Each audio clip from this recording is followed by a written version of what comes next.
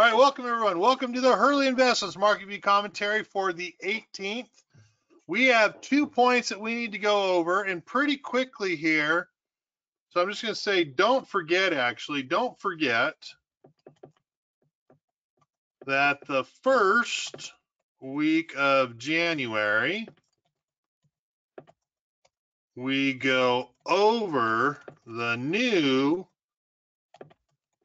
target pricing for our stocks. But 2 of you have actually sent in, wow, we're up to 40 people already. I should start this 5 after. That gives everyone time to come in. But okay. We normally go through our target pricing the first, which is really the second week of January, the first week that we start up webinars again. We're going to go through our target pricing for our stocks. But some people recently have come up with, and here's the first question you guys have asked. Very impressive that you're paying attention to the news. How the heck does the S&P 500 get to 8,000? Because that's what's been reported, right? So out of curiosity, if you're thinking about it, Kevin, how does the S&P get from 8,000 when today the S&P closed at, so I should actually type that in there, when the S&P 500, geez, hit the wrong caps. When the S&P 500 closed today at 589.3.62.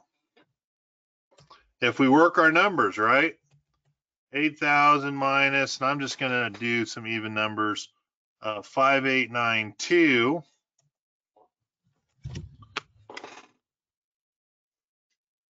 8,000 minus 5892 equals 2108. Divide that by that 8 by the 5892. We're looking at a 35.77% growth. Is that possible? What do you think? How do we get to 8,000? Both of you are here that talked about it. In fact, all 3 of you are here. Nope, only 2 of you. I don't see Bill Brander in here today. All right, so there are 2 of you here that have talked about it. Anything is possible. It is probable. Yes, but Maud did not talk about it. So there are 2 other people here. How do we get there? Question marks. Okay, I understand that one. So this is simple math. It is simple math, and it's not hard to understand. And Maud, I've got a separate question for you here in a bit. First question is, what is the time frame? And this was sent out, and I've got it. I've got the information for you, but this really came out by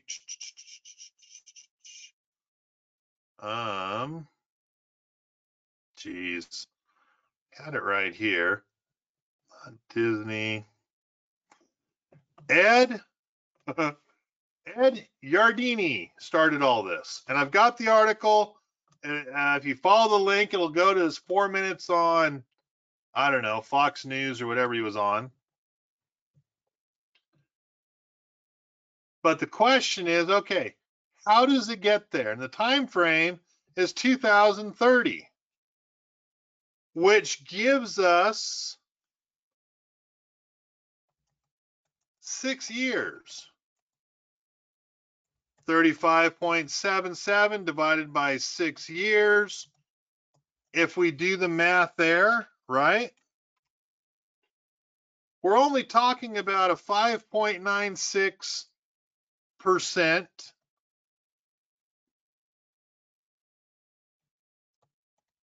average growth per year. Is that possible?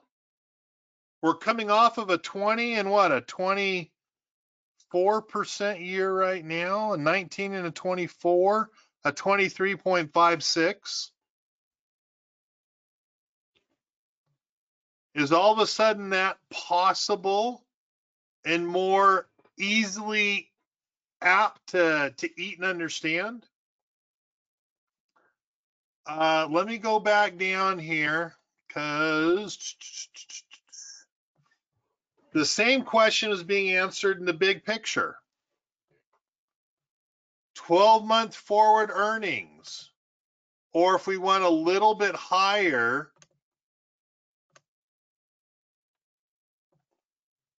to 273.46 times the current PE ratio. Understand at one point that P ratio is up to 24, but if we just do some more math, multiply 273.46 times 21.8, all of a sudden we're at 59. If we take a more robust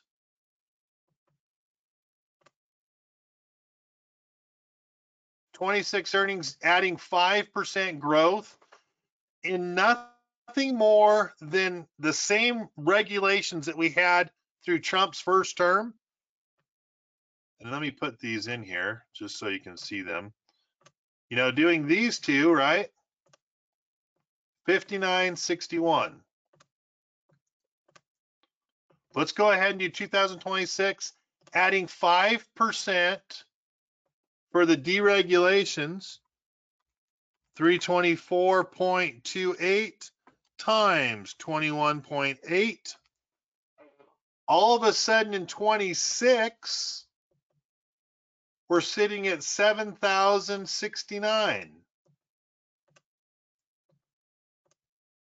which leaves us 27, 28, 29, and 30, 4 more years to tack on 931 points, or to tack on like 3.68% growth.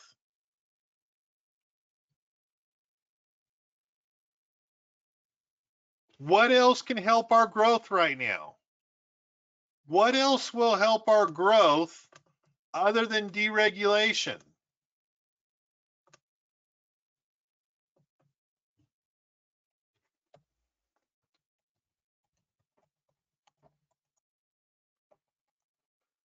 Deregulation, because it won't come out till 2026, right? It won't affect it because we already have everything in for 2025. What else adds to growth?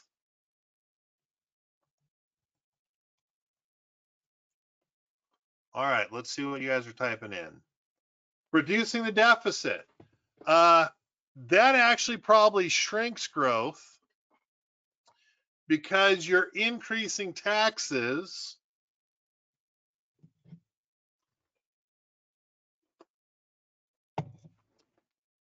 Government spending is a huge form of growth, but drilling for oil. Drill, baby, drill. I'm going to call that deregulation. So you are correct, but remember, deregulation helps everything but the energy. Oil and energy suck when you drill, baby, drill.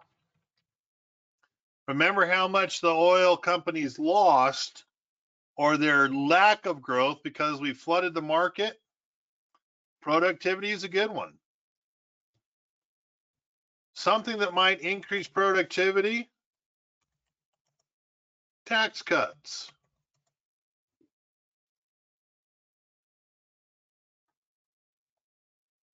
There's talk about taxes going on a corporate level from 21 to 15%. So if it goes from tax cuts, big if, right? If 21% goes to a 15, which is the average world tax for businesses, corporate tax rate, it also increases, should say not increases, it also decreases fixed costs by 25% in the tax category. Which again, some of you are like, well, Kevin, there are other tax write-offs and credits. So I thought it was already down to like 10%, which it probably is. But anytime you get a tax break, I know my business increased. I added a new rep. It's not like these people pocket their tax cuts. Most of them grow the businesses. They want to take advantage of new areas, new people, new productivity, new equipment, a bigger footprint.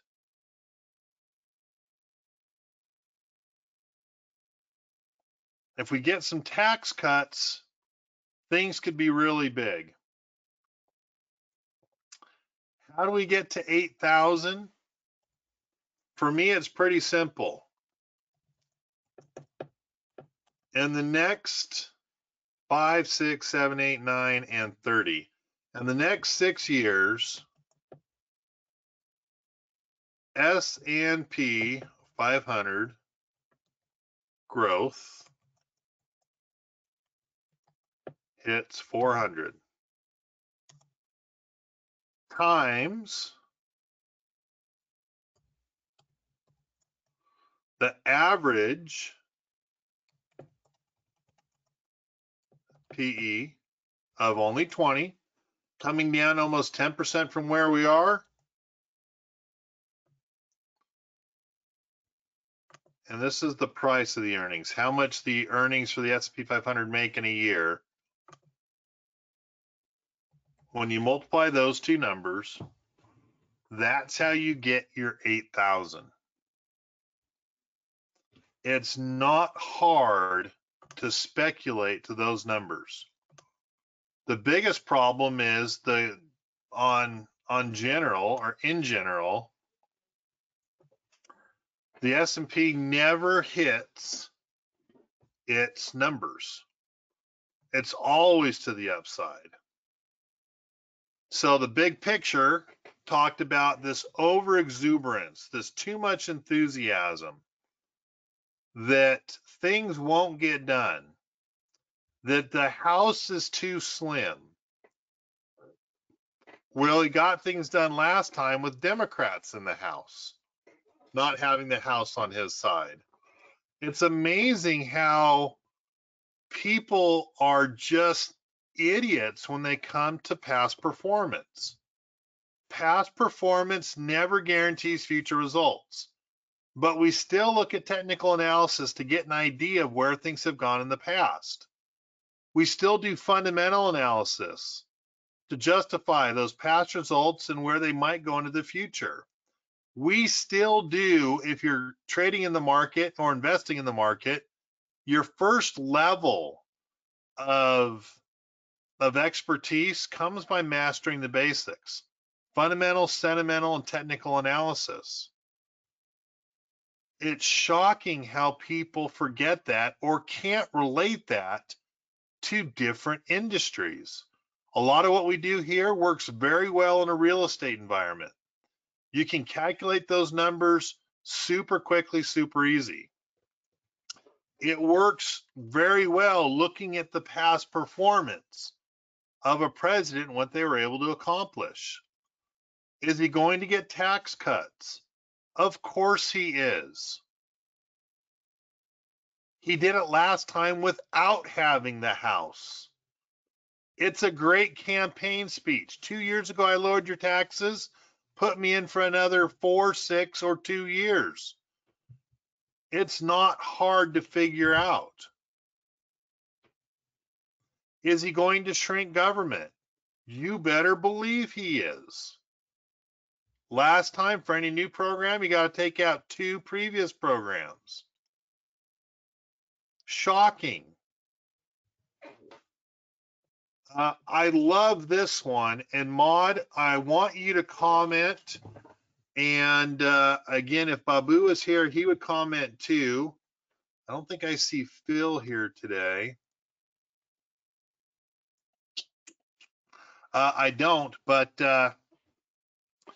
anyone know who the health and I guess the health services? I don't, the HHS. Who's the new health services guy that's going to go in? I love it because he's not Republican. Anyone know who the new HHS sheriff is going to be? There you go. So, Maud, I'm getting that from a lot of doctors. Robert F. Kennedy, the third or junior, or whichever one he is, used to be a Democrat. Now he's an independent. And now he's going to be the health guy. And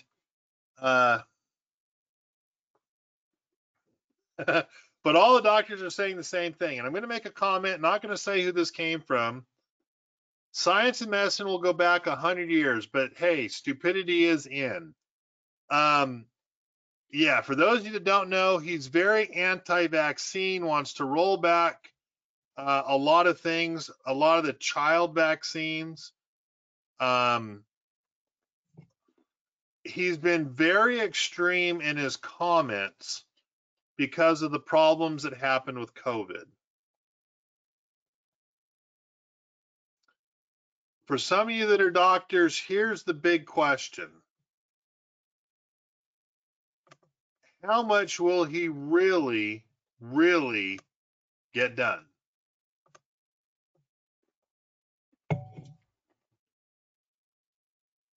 And Victoria asked to be probably unmuted. She's raising her hand. Victoria, would you like to make a comment on that? I'm going to unmute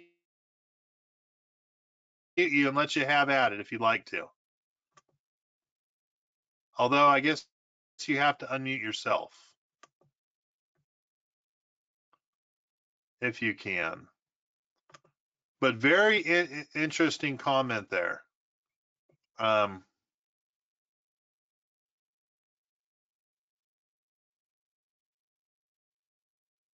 Oh, in fact, so a couple comments came in. I think it'll be more about education info than getting rid of vaccines.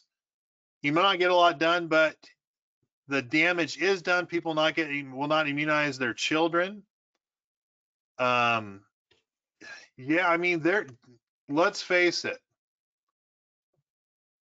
Part of me thinks it's going to be more about COVID vaccine and more about education. But I clearly, and this isn't fair for me to say, so Maud, don't beat me with the stick, but it seems like a lot of doctors are on the Democratic side. You got your Democrat in the health services, and now it's like, oh, he sucks, he's going to screw everything up. It's weird that things are going both ways.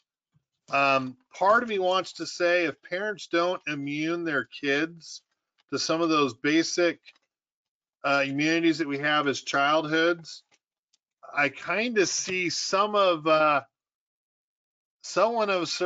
survival of the fittest is going to go on. And I think some people are ridiculous to ignore the science of all the good that the polio vaccines and those, especially those childhood vaccines, like what they offer the kids. My wife is more of a tree hugger. She does not believe in them, but you better know we had our kids vaccinated. We had our kids vaccinated, and no. In fact, the comment just came in. So are you okay with children dying of measles? Of course not. Again, those childhood vaccines, I think parents are irresponsible if they don't get their parents vaccinated, especially for the polios and the ones that come with childhoods. I'm not a fan of the COVID. I think that was rushed and pushed on us. But maybe people are going to be held accountable if they, I think by not being vaccinated, you're going to bring some diseases that for the most part we've gotten rid of. And I think it's not fair that children will get the brunt of decisions of their parents. But I also don't think it's going that far. I think it is going to be education. I think it's going to be the COVID vaccine. And I don't know. We're going to see, obviously, some of the doctors have much more passionate about this than I am, because I don't know and I'm not there. So, boy, did I open up a can of worms here, huh?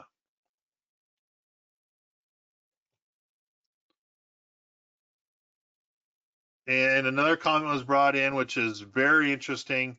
Preventable diseases, but now with COVID, 1 billion doses have been given, and now you have safety data.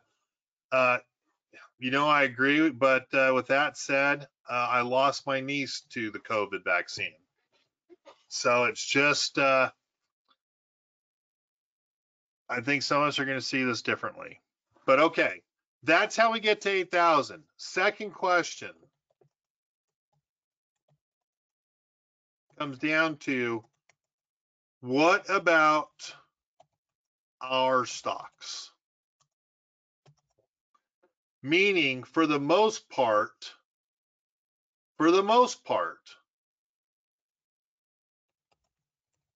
we are sticking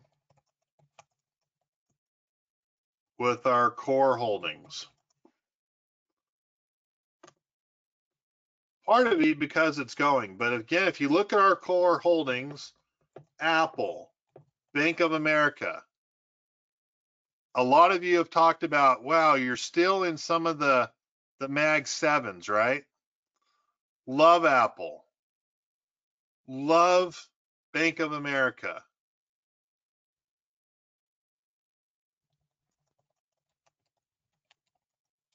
I will be more interested in Boeing coming up. I love where Baidu can get to. Let's see here. Still like where Costco can get to. Wow, I don't know if you guys have noticed your accounts in Disney really took off. Going to be interested in Ford and General Motors again, with some people getting in. Still a fan of Google. I think Google is pretty legit. JP Morgan is still going to be in there. Would love to see KeyCorp go into more people's accounts. Meta, still have huge growth opportunities there. Micron, going to talk about Micron here in a minute. Partially interested in getting back into Netflix. That could be an interesting one. Realty Income would be an interesting one. I still like NVIDIA. Think NVIDIA is an interesting one. JEPI, I talked about that last week and getting into that one. More people into Square, Block. Good opportunity there. Anyone noticed how far Under Armour went up? Under Armour took off.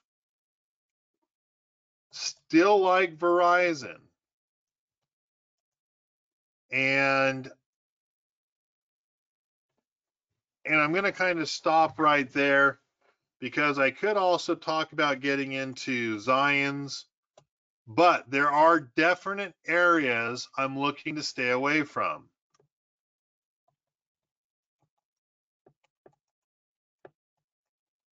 Looking to stay away from energy. And Maud's going to beat me over the head looking to stay away from biopharma and healthcare.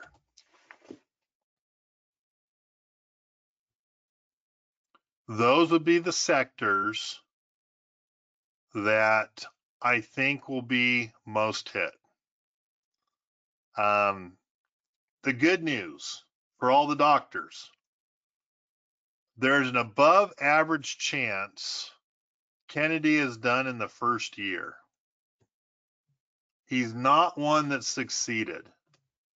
He's one that's run on a name, has a horrible track record as a Democrat in getting anything done, has a horrible track record of double talking. I would tell you one of the first firings will most likely be Kennedy out of his position. He's probably in over his head, but I don't know if I see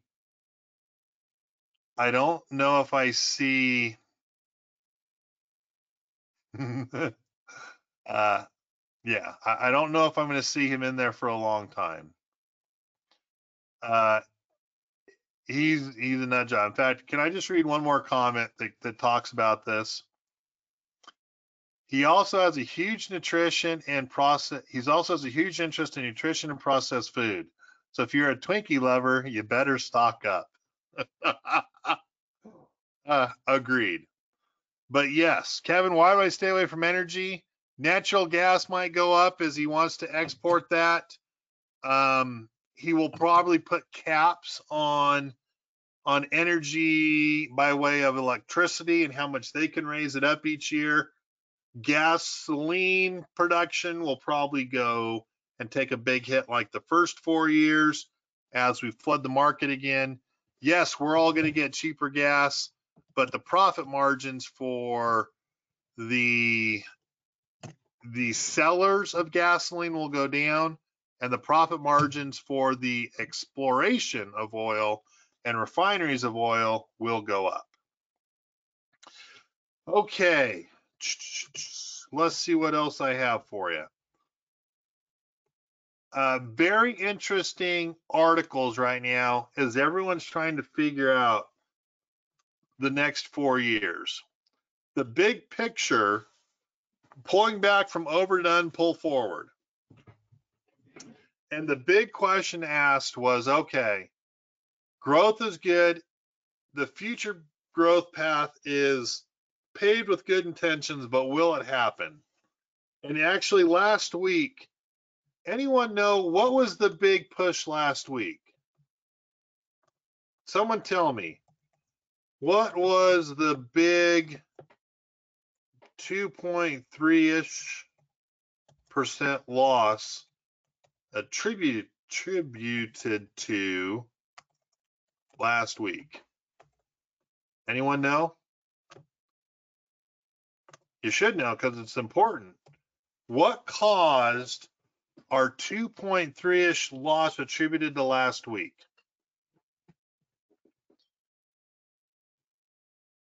There you go. Powell admitting he doesn't see a need to lower rates quickly. Bingo. Great answer, Mary. Yeah, he got caught. I've got it somewhere in my notes here as I'll go through with you. He admitted that he doesn't think he's going to lower rates that quickly. Which again, for being a student, an economist, I just look at Powell and I'm like, man, you've got to learn to shut your mouth. Dropped our market by over 3.5%, took away the gains last week. 2.8% one day, 1.3% down on Tuesday, or excuse me, on Friday last week. Being the chair of the Federal Open Market Committee means you say a lot and you say nothing at the same time. He obviously missed big time. Powell missed the need to raise rates, blew it by a couple years. Then he overextended rates, and now they have to come back down. This guy can't get it right ever. Not that they ever did. In fact, in all honesty, we're probably going about 40 years where people are missing it left and right. Well, what about Janet Yellen? Yeah, not bad, but she didn't do anything. Rates didn't move one way or the other. She made the threats of negative interest rates, but that would have killed our whole financial system. Stupid threat. So that was our attributed loss, was to Powell admitting that he didn't need to lower interest rates quickly because with tariffs, we're going to have higher inflation, which is interesting because probably COVID, supply and demand, caused our inflation, and we've kept the Trump tariffs in place, if not raised them just a little, through the last 4 years of Biden. And that wasn't the effect of inflation. It truly had zero effect of inflation. I can't understand where these idiots keep coming up with this thought process of, hey, inflation's going to keep going up now because of tariffs. Yes, it will on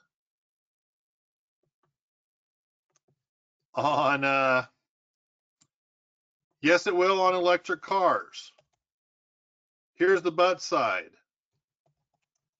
Right now is the time to get ready to back the truck up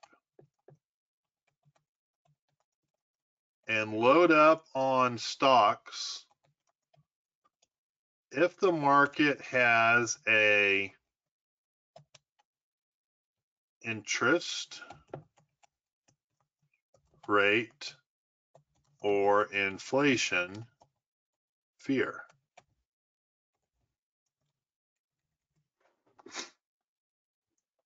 Yes, you'll be able to do that with the profits from puts. Get those profit from puts and you will kill it. You'll make a killing. But a lot of questions that are coming up right now. Did the market get too far ahead of itself in the post-election rally? Is inflation going to heat up again? How many times will the Fed cut rates? That's now going to make December 18th, I believe, very important. See if we get one more rate cut and the rate cut trend for 2025. Where are market rates going up? Can President-elect Trump keep his deficit under control? And last but not least, can NVIDIA live up to investors' sky-high expectations? It's funny because Trump did really good with the deficit until COVID. I almost want to tell you he was forced into it. It'll be very interesting to see where we move forward. A great question just came in. What about the sector and companies who are government military contractors? They're not on your list? No, right now they're not. I'm looking at the Lockheed Martins and the Boeings and some of the other military contractors. No, they're not on my list right now. That actually won't be a 2006 to maybe a 2007 when they readjust the budget. Our 2005 is already in place. And those companies will most not likely do well until we get a new budget created that won't go into effect until 2006. So right now, government military contractors are not on my list. If anything, they're going to get slimmed down before they get the monies from the government in the future as we see where our military beefs itself up. All right. Still saying markets are going higher, but look how in a week we went from bullish and overbought to having this room to grow. right here. It's hidden right up here. We're almost came down to the median line, trading at 55.77. We've got 15 points to the upside till we're overbought on an index. Pretty neat in 1 week how our indexes are changing. S&P exactly the same. S&P came down and bounced off of the RSI. I'm going to highlight that one more time. Bounced off of the RSI right there. Very easy to see, hey, we gave ourselves some room to grow into some type of, how do I say it, into some type of Christmas rally is the easiest way to say it. And then we look at the NASDAQ, same exact thing. All 3 indexes in a week have come off due to unsubstantiated worries. Do I think we'll go 500, 600, 700 points higher on the NASDAQ by the end of the year? Definitely. Christmas rallies in play. Now the technicals show us that we also have the ability to extend a run higher. All right. This week, I still think the S&P on November up 2%. If you take a look at the chart, Kevin, we're right there already. I agree with you. I am a little skittish as next week we will not have our commentaries and our trade findings and adjustments on Thursday. Next week is more or less, well, I'm out in Oregon with a kid actually on a national championship soccer team. But next week is a 3-day day off on Thursday for Thanksgiving, Friday a half day. We will most likely see very little movement or very low volume. I guess not that we're not going to see little movement, but it's very low volume. So whatever happens next week is not sustained or proven until the following week, which means we're going to see probably a bump in the market as money comes out in November and new money comes in December. December 1st is actually a Saturday, so it's like December 2nd and 3rd, we'll probably see new money comes in, which means at the end of this week, we'll probably see a bit of a drop this week. I said higher because I think we'll go up for a couple more days and then we'll sell off again as we do the end of the month sell off before the holiday week. So I'm saying up 2% for November, but I think it might only go up to maybe 3% max, another 1% from where we are right now to finish off the last 2 weeks of November. Earnings, it's the last week of retail. Lowe's and Walmart on Tuesday, Target, TJ Maxx, Jack in the Box, Palo Alto Networks, Snow, and NVIDIA on Wednesday. Big morning on Wednesday as NVIDIA reports. Although I think NVIDIA is after the market closes, I'm sorry. Thursday, BJ, Gap, Intuit, and Baidu. Baidu reports after the market closes on Thursday. No, it doesn't. I got those reversed. Baidu reports before the market opens on Thursday. NVIDIA reports after the market closes. Very interesting to see where we end up. And Buckle on Friday. Okay. Treasury budge. Should be a budge on Tuesday. CPI numbers on Wednesday. PPI numbers on Thursday. That is not correct. That was last week's. I'm sorry, I need to make a quick change here. We have the NAHB housing numbers today. We also had the net long-term treasury. Okay. Tomorrow we have building permits and housing starts. Wednesday, we just have the MBA. Thursday's our big day. Initial and continuing claims as always. We have existing home sales. We have leading indicators.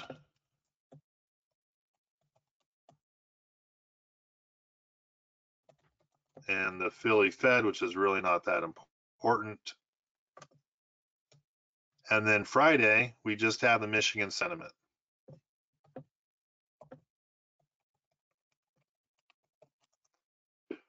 So we don't have much of anything happening this week by way of economic reports. Nothing that really sways the market. We are just kind of sideways. All right, some interesting articles here. What investors need to consider when choosing a dividend stock? I think I talked about JEPI, a dividend stock, last week. So now I want to give you some concerns, some things to look at and read about.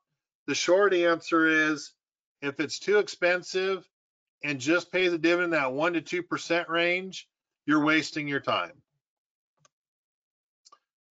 Very interesting article about how S&P can hit 8,000 by the end of the decade. Please read through it and please click on the link. When you click on the link and it brings it up from Yahoo Finance, it'll give you a 4-minute and like 13-second snippet of what he was saying and why, how he justifies his 8,000. Disney earnings from last week. I'm giving you all the good news in Disney. Pretty amazing to see them going as high as they are, but the numbers told us this forever ago. Goldman says buy these stocks that are set to benefit from the Trump tax cuts. And this is a Goldman Sachs analyst. The funniest thing is I looked at it.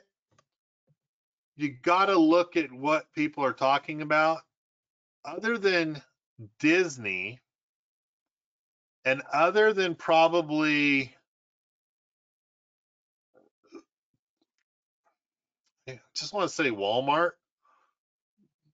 tax cuts have little to no bearing on Lowe's, little to no bearing on travel or Hilton Worldwide. Chevron's going to suck because of who's coming in the office. American Express is going to be hurt by rate cuts. Cardinal Health, we already talked about the upheaval healthcare is going to be in. Delta Airlines has no benefit. Supercomputer and Western Digital, little to no benefit, unless it decreases their fixed costs enough. But as you go through this, here's a great example of an analyst throwing a fund at you that they believe in. They do have the 10-year median tax rate. So I don't know. It would have been more important if they stuck in here the last 4 years or the last 7 years. To stick in the 10 years where those 2 years were higher, it's bad information. You can get bad information from Goldman Sachs. Powell doesn't need to be in a hurry to reduce interest rates. Interesting article that killed our market last week. There's trouble brewing in the chip sector of NVIDIA, according to the charts. Again, I scratch my head at what people are looking at and what they're reading. This is decided from AMT, LRCX,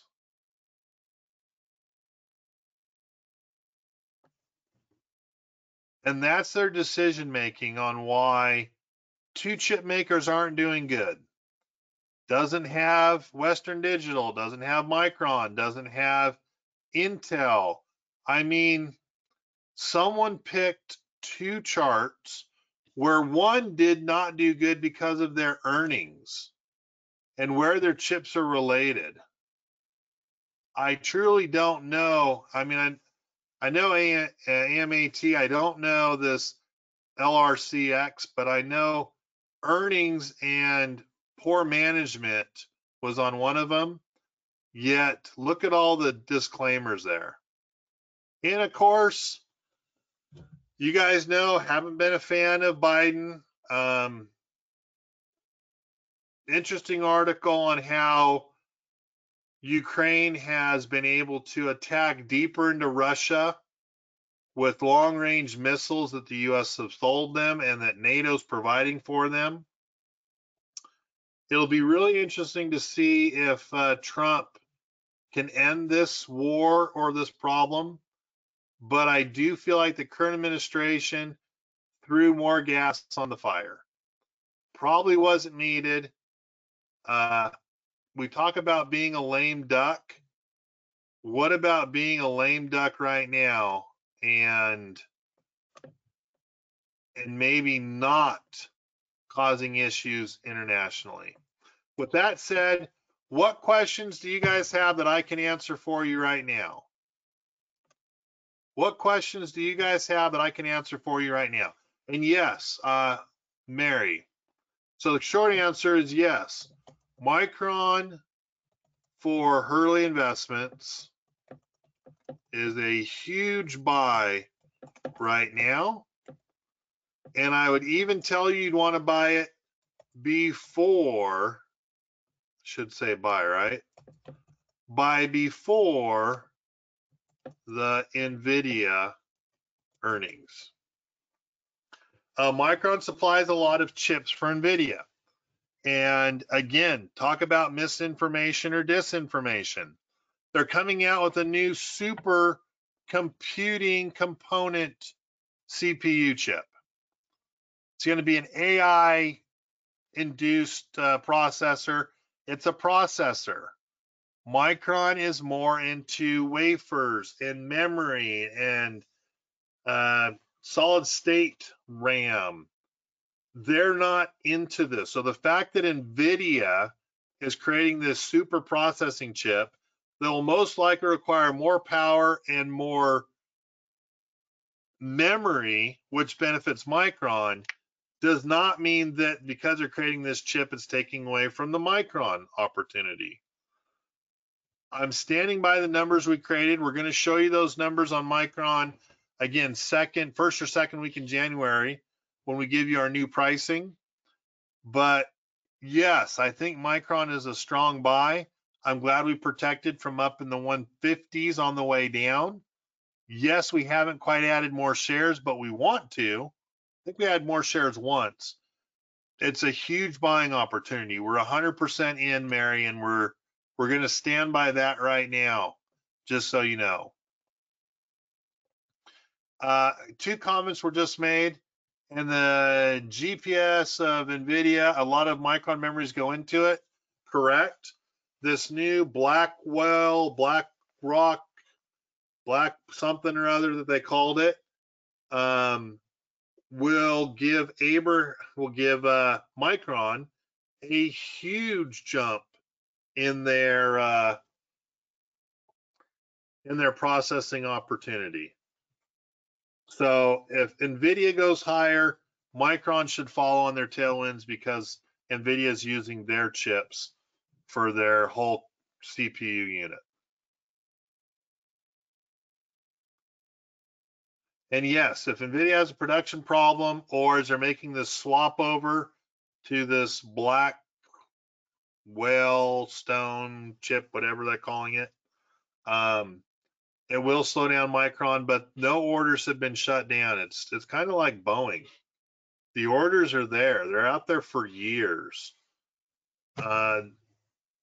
Any slowdown now doesn't affect current orders, and no one wants to give up those chips because then they'll fall 2 years behind on their own growth. So it's similar to Boeing, that Boeing has like a 9.5 year order list right now. Chips are in that 2 to 2.5 year range, and companies are putting the orders in right now for the future. So I do not see that.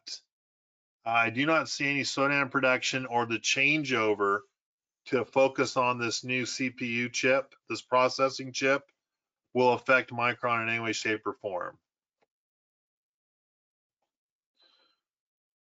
Good question. And Abraham, thanks for helping out there.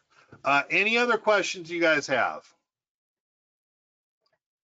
If not, we'll call it a night. We're approaching that hour mark. Curtis, welcome to the group. At least a half a dozen, if not more. It looks like 8 or 9 people have said welcome to you. I haven't gone through all of them, but you guys will most likely see Curtis Cox. He is a Broadcom employee, smart as a whip, pretty good golfer when I help bail him out on the drives. And Curtis, welcome to the group. We'll see you here more often. Any other questions from anyone coming up today? Yes, we are looking to let some things run. If they currently do not have long put protection on them, then we will probably not have it on for the next 3 to 4 weeks. Yes, we do have some things like protection on Apple. It's in the top of its range. If Apple breaks convincingly above, let's say 230, 231, we'll let Apple run a little bit. It just really can't get above 228.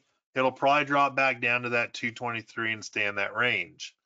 Micron we have protection on. Obviously, NVIDIA we have protection on. We took protection off of Google today. I think we took protection off of Under Armour as well. Yes, we're letting Disney run. Can't think of anything else off the top of my head that I need to worry about. Protection on NVIDIA and Baidu for their earnings this week. Yes, we'll probably roll that down to at the money and book the profits off of that relatively quickly. So yes, the protection you see on NVIDIA and Baidu, we'll roll that down to at the money. We'll take the profits of that long put protection, the protected put, we'll book it, and we'll see where the direction goes after earnings for both of those. All right, guys. Hey, have a good evening. Pleasure having you guys here. I look forward to seeing you not next week, but the week after. Look for the emails as we cancel next week. Enjoy your Thanksgiving. And I will catch you guys, I think, back on what, the 2nd or 3rd? When will I catch you back on? We will be doing the 2nd. Monday the 2nd will be our next commentary. Guys, have a wonderful evening. Appreciate your time. I look forward to seeing you in the near future. My Hurley Investment is where you get these blogs. The My Hurley Investment. So yes, Curtis, I still owe you an email with a couple for you to look at, and the My Hurley Investment blog site that you can kind of go through some of our older stuff. Guys, have a good evening. Appreciate you being here. Look forward to seeing you next week. If you do have anything you want, or 2 weeks from now, if you do have anything you want me to go over in the next 2 weeks, make sure you email me at khurley@hurleyinvestments.com. khurley@hurleyinvestments.com. For the 2 of you that brought up the 8,000, hope that was helpful for you. Talk to you guys later. Have a good evening. I'll talk to you in 2 weeks. Bye-bye, everyone.